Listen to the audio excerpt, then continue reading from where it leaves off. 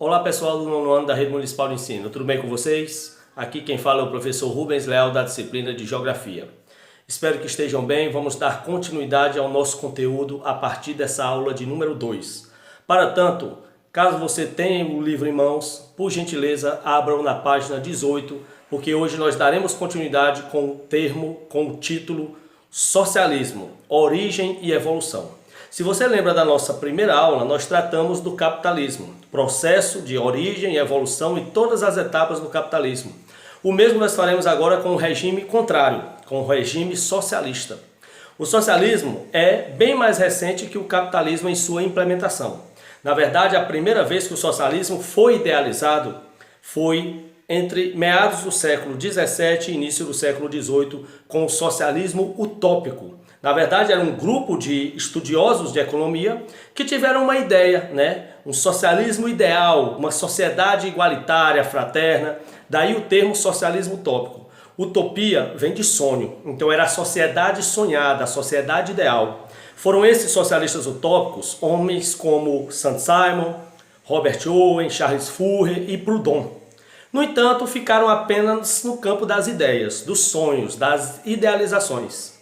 Em meados do século XIX, o socialismo atingiu sua segunda fase, o socialismo científico, a partir das teorias de Karl Marx e Friedrich Engels, dois estudiosos alemães que em suas obras começaram a tratar de uma face mais científica do socialismo.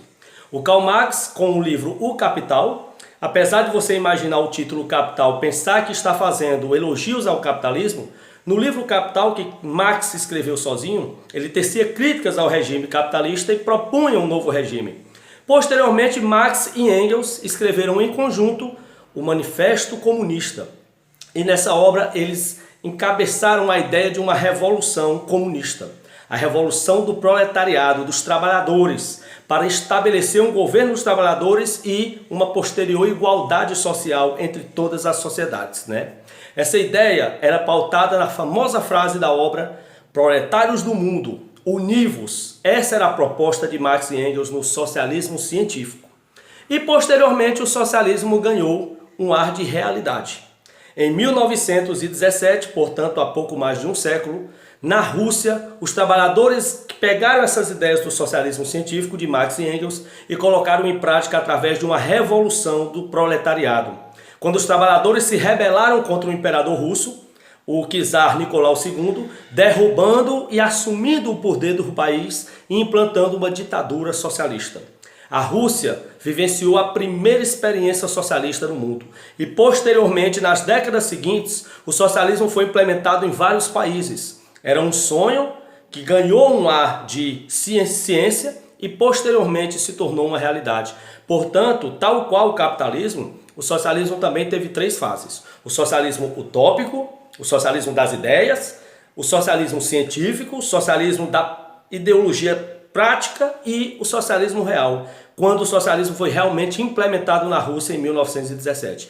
Lembram que o capitalismo também teve três fases: o capitalismo comercial, o capitalismo industrial e o capitalismo financeiro. O socialismo também seguiu essa mesma sequência: socialismo utópico, socialismo científico e socialismo real. Professor Rubens, você poderia me citar outros países que adotaram o socialismo após a Rússia? É claro, posso citar como exemplo vários países do leste europeu. Na época, após a Rússia, adotaram também o socialismo Polônia, Hungria, Tchecoslováquia, Iugoslávia, Bulgária, Romênia. Na Ásia, o socialismo chegou à Coreia do Norte, Laos, Camboja, China. Aqui na América, o socialismo também teve, em Cuba, o grande exemplo, na África, Angola e Moçambique. Foram países que adotaram o socialismo, mas infelizmente o socialismo não se concretizou, não logrou êxito e terminou sucumbindo, Terminou chegando ao fim em boa parte desses países no final do século XX, no final do século passado. A partir dos anos 90, vários desses países que eram socialistas abandonaram o socialismo e retornaram para o capitalismo. Professor, o senhor citou na aula passada as principais características do capitalismo. E quais são as principais características do socialismo? Eu digo agora para vocês. A primeira grande característica do socialismo é a implantação de uma ditadura. Geralmente só se consegue implementar o socialismo se tomarem o poder. E geralmente quando se toma o poder é um regime de exceção, é uma ditadura. Então, na maior parte dos países socialistas, houve a implantação de uma ditadura socialista. Foi assim na Rússia, em Cuba, na China, no Laos, Camboja, em vários países do leste europeu. Então, geralmente o socialismo ele é antecedido de uma ditadura socialista, né? Ou seja, no campo político, uma ditadura. No campo econômico e social, socialismo. Já o capitalismo convive, por exemplo, com as democracias, as liberdades, né? O socialismo geralmente está associado a regimes autoritários, a ditaduras.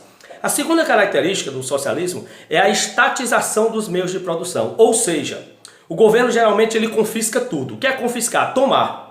Quando o governo implanta o socialismo, ele toma todas as empresas, ele toma todas as fazendas, ele toma todos os meios de produção e o Estado é quem passa a cuidar desses meios de produção. Recrutar a população para o trabalho, geralmente os salários eles são equiparados, né? O maior salário do país ele não é muito diferente do menor salário do país, eles têm uma certa equiparação e tudo isso passa pelo planejamento. O socialismo é uma economia planificada, planejada pelo Estado, diferentemente do capitalismo, onde não há um planejamento. Você compra e vende conforme as circunstâncias. Nós vimos na aula passada que no capitalismo às vezes você não está nem pensando em comprar um produto, mas de repente ele entra em oferta, em promoção e você compra. No socialismo não é assim.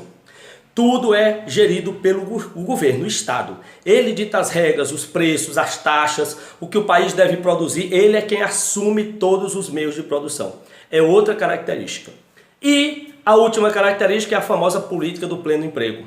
Geralmente o Estado ele garante emprego para todo mundo, já que ele é quem assume todos os meios de produção. Isso é um pouco diferente do capitalismo, que você sabe. Os mais capacitados no capitalismo arrumam emprego, mas aqueles que têm menos qualificação, eles têm mais dificuldade de arrumar emprego e nós temos uma leva de desempregados. Geralmente no socialismo todo mundo é empregado pelo governo, pelo Estado. Agora, como eu disse, não há tanto desnível de salários. Os salários são mais ou menos equiparados, ok? Então aqui a gente encerra essa segunda aula de geografia.